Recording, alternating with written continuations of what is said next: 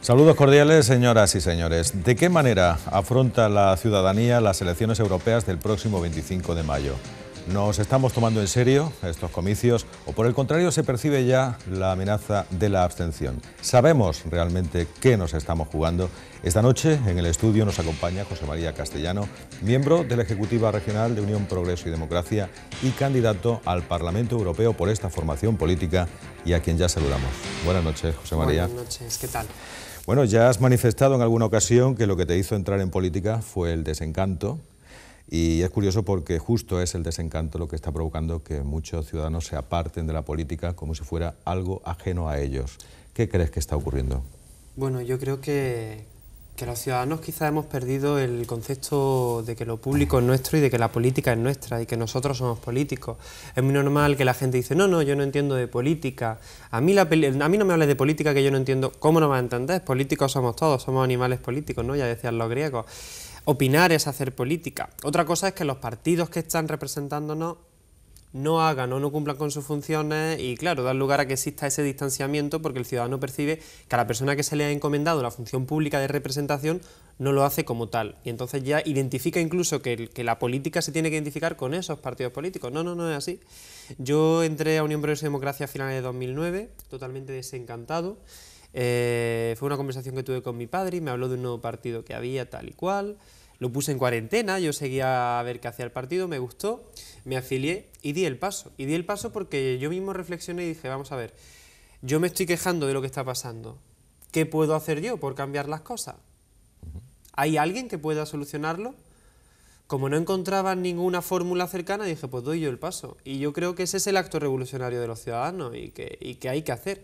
Cuando el ciudadano asume que es su responsabilidad lo público y que en ocasiones tiene que dar el paso y decir, no, ahora quiero yo ser el que toma la decisión y bueno, pues me ha llevado a estar, por ejemplo, hoy aquí en Onda Mezquita, ¿no? Y poder hablar sobre Europa y sobre lo que queremos. ¿Por qué? Porque asumí mi responsabilidad como ciudadano y nosotros reivindicamos ese concepto de ciudadanía pública, de ciudadanía política, de ciudadanía europea, de ciudadanía que es consciente de lo que le rodea y que no está siempre amparada a los designios de esos partidos principales que no están defendiendo nuestros intereses. Una de las razones del desencanto, José María, de estos ciudadanos que estamos comentando, son los casos de corrupción. Ningún oficio está exento de la corrupción y, desde luego, la política no es uno de ellos. ¿Qué propone Unión, Progreso y Democracia para acabar con el fraude y con la corrupción?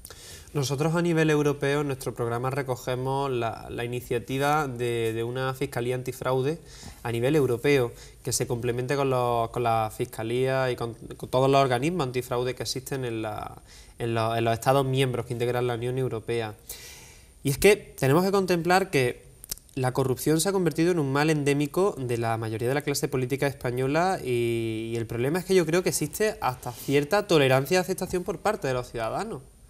Ese es el problema. Yo he escuchado comentarios de ciudadanos que dicen, bueno, como todos van a robar por igual, pues voto a este que por lo menos me cae bien. Hombre, no.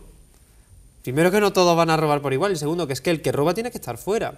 Nosotros, por ejemplo, consideramos que una persona que esté imputada que no es acusada, pero que sobre la que ya existe cierto prejuicio de que haya podido robar o participar de algún acto de corrupción, tiene que abandonar de inmediato la función pública o cargo orgánico que esté desempeñando. Y esto es muy sencillo, yo se lo digo siempre a la gente cuando hablo con ellos. Imagínense que se va usted de vacaciones y le confía a un gestor de finca sus bienes. Y cuando vuelve, el gestor de finca está imputado por un caso de corrupción. ¿A usted le inspira la misma confianza? No está acusado en firme, pero le inspira la misma confianza. Es que con lo público no podemos permitirnos el lujo de que haya personas que tengan prejuicio de haber robado. No, que si después se demuestra lo contrario, pues perfecto, se les reatribuye. Pero mientras tanto, no, porque lo público tiene que ser sagrado.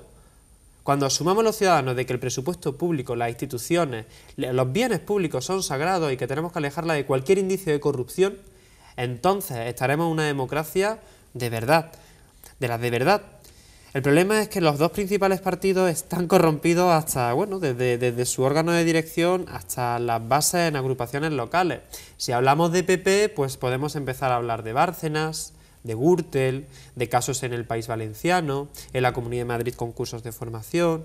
Si nos vamos al Partido Socialista, podemos hablar de cursos de formación en Andalucía, de ERES, de Mercasevilla, de Amy Martin. Es que la corrupción se ha institucionalizado en estos partidos que quieren representarnos. Ese es el problema. ¿Cómo combatirlo? Primero, aportando más medios a las instituciones. No hay medios suficientes. Segundo, despolitizando la justicia. Si el Consejo General del Poder Judicial es un órgano cuyos miembros están nombrados en su mayoría por los dos principales partidos, a mí no me inspira confianza. Y es normal que tarden tanto en sacar adelante casos de corrupción de estos partidos que nos gobiernan. Y por otra parte, tenemos que asumir que a nivel europeo, bueno, suerte que la Unión Europea de vez en cuando da tirones de orejas y se descubren casos de corrupción gracias a que Europa está encima. Por ejemplo, nuestro eurodiputado en el Parlamento Europeo, Sosa Wagner, envió un informe a la Comisión Europea sobre la implicación que UGT tenía en determinados casos de corrupción en Andalucía. No hace falta ni citarlos. Y inmediatamente la Comisión Europea paralizó todas las ayudas destinadas a formación a UGT. Están paralizadas todavía hasta que se demuestre qué ha pasado con los fondos ya destinados previamente. Se ha institucionalizado y los ciudadanos yo creo que lo ven tan normal que no son conscientes de que no hay que dar ningún tipo de coartada a los partidos o a los políticos que han practicado el fraude, que han practicado la corrupción y que están jugando con nuestro dinero y con nuestros derechos. Nosotros desde Unión Progreso y Democracia consideramos que la corrupción tiene que ser perseguida a todos los niveles. Todos los partidos políticos en campaña electoral parecen haber encontrado la solución para acabar con el desempleo. ¿Existe esa poción mágica? ¿También sabe cómo utilizarla Unión Progreso y Democracia? Solución mágica en política, yo no creo en las soluciones mágicas. Lo que tiene que existir es el consenso y un análisis de la realidad. Desde UPyD, desde Unión Progreso y Democracia, nosotros llevamos proponiendo desde hace bastante tiempo el contrato único indefinido. Contrato indefinido que es apoyado por varios economistas y que se aplica en otros países europeos como por ejemplo Austria, que tiene tan solo un 5% de desempleo. No creo que Austria sea un mal ejemplo a seguir. El contrato único indefinido que nosotros proponemos pretende que las empresas o el empresariado a la hora de contratar a trabajadores asuman que están invirtiendo a largo plazo en una persona que supone un aval importante para su proyecto empresarial y en la que va a tener que depositar formación, confianza y considerarlo una pieza fundamental del propio progreso de su empresa, además con indemnización creciente. Progresivamente, conforme más tiempo esté, pues mayor ventaja y mayor beneficio tendría que estar en caso de despido. Evidentemente esto promovería el no despido.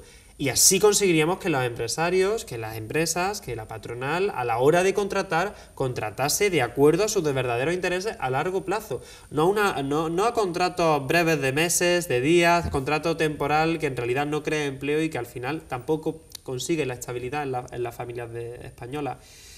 Contemplamos la temporalidad para casos muy concretos, o sea, periodos vacacionales que entendemos que sí son situaciones extraordinarias o bajas por maternidad, pero en el resto de los casos consideramos que el contrato único indefinido, suprimiendo los 30 y tantos tipos de contratos que existen actualmente en el mercado español, permitiría una mayor consolidación. En políticas de empleo, nosotros a nivel europeo queremos que exista un plan de empleo y de formación impulsado desde las instituciones, porque se demuestra que cuando se transfiere, por ejemplo, a las comunidades autónomas con dinero público de la Unión, se despilfarra. Los casos de formación en Andalucía lo demuestran, ¿no? Llega el dinero público desde Bruselas y cómo se ha gestionado en la Junta. ¿Eso ha permitido que los trabajadores, los desempleados se formen más y mejor? A la vista está que no, de hecho no ha repercutido en la creación de empleo ni en la contratación, porque ha repercutido todo en asignar serie de cantidades a determinadas empresas y muchas de ellas que no han impartido siquiera los cursos.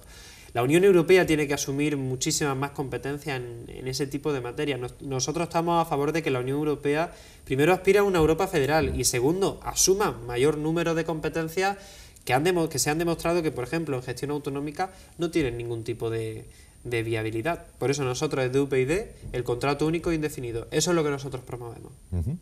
El presidente del Gobierno, Mariano Rajoy, abrió su campaña electoral a las europeas advirtiendo de la inutilidad de votar a los partidos políticos pequeños.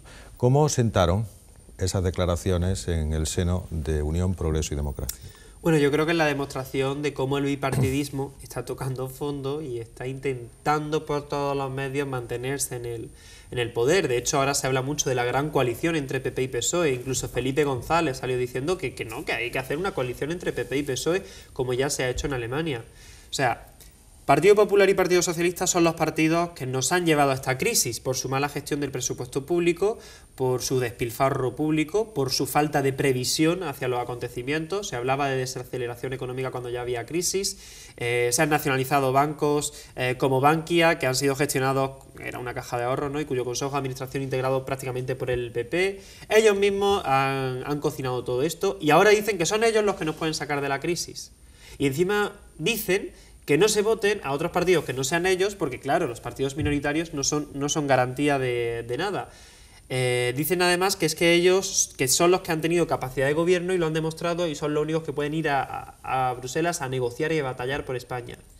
Esto es un error de fondo. En primer lugar, a la Unión Europea, al Parlamento Europeo, no se va a defender los intereses de los españoles, se va a defender los intereses de los ciudadanos europeos. Los intereses españoles se defienden en el Congreso de los Diputados y en el Senado. En segundo lugar, no pueden hablar de ser partidos con capacidad de gobierno porque hayan gobernado, porque si la capacidad de gobierno se traduce en cómo han gobernado, tristemente tenemos que decir que no han gobernado bien y que si con esa capacidad pretenden defendernos en el Parlamento Europeo, mal vamos. Y en tercer lugar, es muy triste que dirigentes políticos y especialmente el presidente del gobierno diga únicamente que hay que votar a esos grandes partidos, a ellos dos, que después están siempre además a la gresca, sin asumir que él es el presidente del gobierno y que como presidente del gobierno lo único que tiene que promover es el voto, porque eso es otra cosa. Ellos están muy a favor de la abstención. Hace poco escuché a un dirigente socialista en Córdoba diciendo que, bueno, que a él no le importaba, en un debate que tuvimos en la Universidad de Córdoba, que a él no le importaba si no se votaba, que si había abstención, que es un derecho no ir a votar. Pues claro, es que la abstención beneficia a los partidos grandes, que no grandes partidos, les beneficia sobremanera porque están tan seguros que el bipartidismo puede romperse ya en estas elecciones europeas, tienen tanto miedo a perder el control y el chiringuito, que es que ya hasta hablan de estar en el poder juntos con tal de no perder el poder. Y tienen mucho miedo a que formaciones, en principio más minoritarias, como UPyD, pues sigan creciendo, y vamos a seguir creciendo. La muerte de la presidenta de la Diputación de León, Isabel Carrasco, ha provocado una serie de mensajes en Internet, algunos de ellos muy desagradables, hasta el punto de que el Gobierno estudia la posibilidad de controlar las redes sociales. ¿Qué opina UPyD de este control? ¿De este control como tal? Bueno, habría que controlar como se controla cualquier otro tipo de acto que pueda ser indicio de delito, la pornografía infantil y demás. Cualquier persona que incite al odio, que incite a la violencia, yo creo que tiene que ser perseguida por las autoridades, al igual que hay comentarios racistas o comentarios que incitan al odio, por parte, por ejemplo, cuando filoetarras desde redes sociales, pues ellos mismos defienden esas ideas, ¿no? y no niegan la violencia y tiene que ser perseguido, porque es enaltecimiento del terrorismo, pues el enaltecimiento de la violencia yo creo que tiene que ser perseguida. La red es libre, como es el foro público, como pueden ser los medios de comunicación, como puede ser la plaza del pueblo, pero la libertad de uno termina donde empieza la del otro. Si en la red aparecen comentarios que incitan a matar a dirigentes políticos, pues nos estamos equivocando. Y yo creo que no solo el gobierno, sino que la sociedad tiene que tomar medidas y tiene que ser consciente que eso no es lo correcto. Respecto al asesinato de la presidenta de la Diputación de León, es un drama y es muy triste, más allá de las diferencias políticas que se puedan tener con una persona. Es curioso, ¿no?, que hasta sean miembros del propio Partido Popular los que han asesinado a la dirigente del Partido Popular en León y por cuestiones personales, ¿no? Ahí se demuestra hasta qué grado de manoseo de lo público ha podido llegar a tener el Partido Popular, en este caso en León. Es triste. Pero lo más triste es que, por ejemplo, se suspendiera ese día la campaña, UPyD también la suspendió, y al día siguiente también, pero si hicieran actos, o sea, el PSOE, por ejemplo, y el PP convocaran a los medios para decir que suspendían la campaña y para hablar de que suspendía la campaña, el motivo por el cual, cuando eso es hacer campaña, suspender la campaña es que no se van a los medios, no se hace repartos, no se hace publicidad, por lo que ellos también se han aprovechado, nosotros consideramos, de esa suspensión de campaña temporal, atrasar el debate, porque no les interesaba hacer un debate además a dos, PP y PSOE, donde no se habló de Europa, se habló simplemente de qué había hecho el otro, de la herencia de uno, de la herencia de otro. Bueno, eso es para ellos Europa, simplemente la antesala de las siguientes elecciones, que son las municipales. Ya lo ha dicho nuestro alcalde, ¿no? Que él se la juega en Europa porque tiene que ver si va a salir alcalde en la siguiente. Un alcalde con esas miras dice mucho también. En España se habla más de nacionalismos que de Europa. Parece que estemos más interesados en reconstruir España que en construir Europa. ¿Qué opina UPyD de los nacionalismos? Bueno, UPyD es un partido antinacionalista.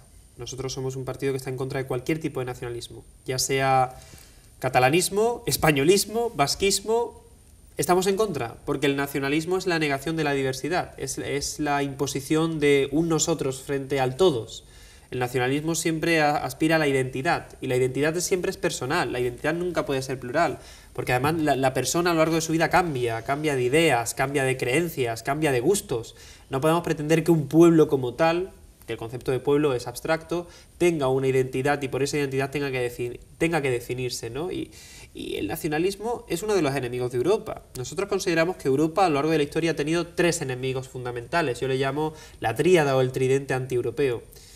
El fascismo, el comunismo, que son los extremos, y después los nacionalismos, que surgen siempre en época de crisis. Justificar que la tierra o un territorio tiene derechos es absurdo. Los derechos son de los ciudadanos, no del territorio. Cataluña no tiene derechos, los tienen los catalanes.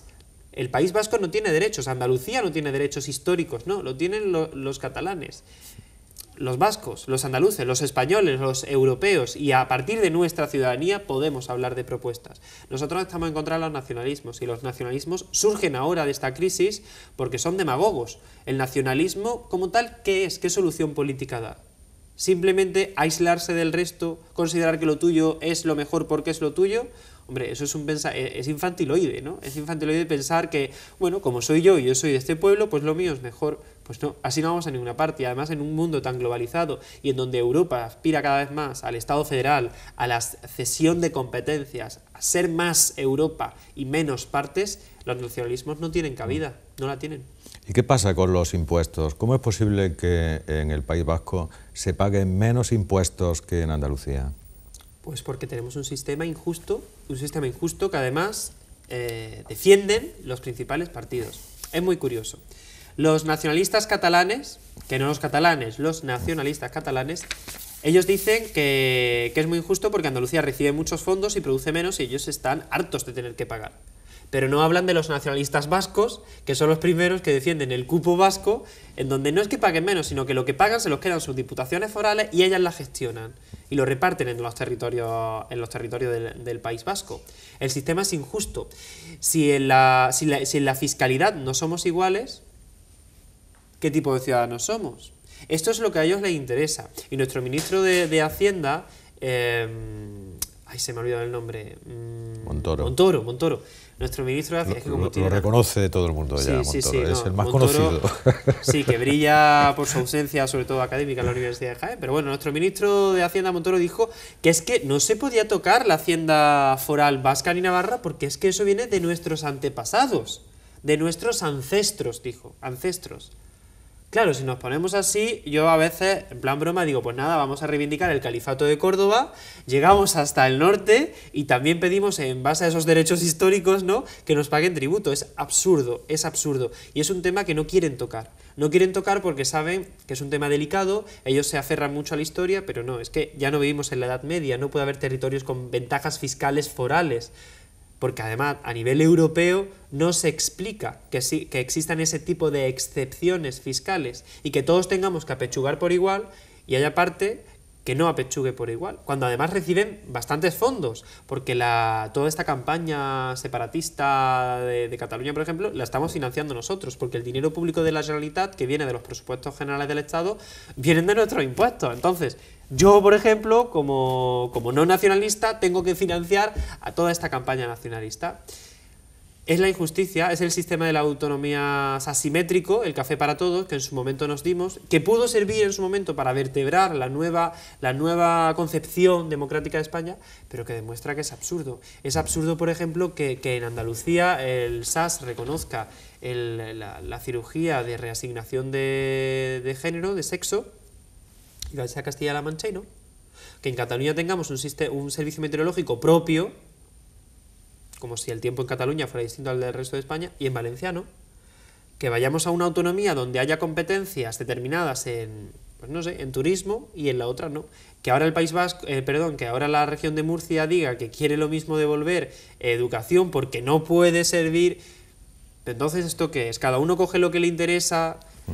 ¿Se garantiza así la igualdad de los españoles? Esa es nuestra preocupación. Y en términos fiscales, pues claro, España es asimétrica y es injusta. Unos pagan más que otros. Por último, José María, y con brevedad, Sí, ¿por qué supuesto. hemos de votar a Unión, Progreso y Democracia?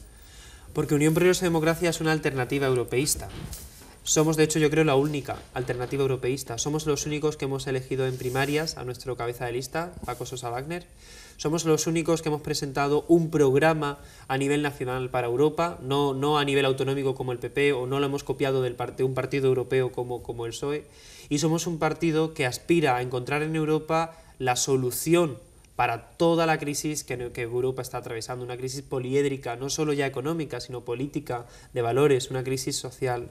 Unión, Progreso y Democracia representa la opción de aquellos que estamos desencantados, la opción de mirar a Europa y de mirar al futuro y decir, voy a darme el gustazo de votar a gusto, de votar lo que me gusta, y oigan, que si lo hacemos mal, que si no hacemos lo que hemos prometido en nuestro programa, que si le fallamos, no nos voten. Aquí nosotros no venimos a vivir de la política. Yo tengo mi trabajo y yo vivo de mi trabajo. Yo tengo vocación política, no aspiro a que la política sea mi profesión. Es una vocación pública que yo tengo. Si se hace mal, no nos voten. Y díganoslo. No tenemos ningún tipo de miedo a la política y reivindicamos la política como tal. Por eso el próximo 25 de mayo es importante ir a votar. Y si no le convence Unión, Progreso y Democracia, vote cualquier otro partido. Pero voten, porque si no vota, habrá otros que lo hagan por usted y pueden que lo que ellos pretendan para Europa vaya en contra de sus intereses. Así que voten. José María Castellano, candidato al Parlamento Europeo por Unión, Progreso y Democracia. Gracias por acompañarnos. Muchísimas gracias. Y a todos ustedes, señoras y señores, muy buenas noches a todos.